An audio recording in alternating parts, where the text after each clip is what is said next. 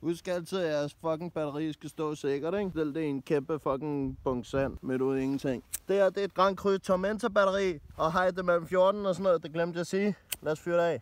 Åh, for satan!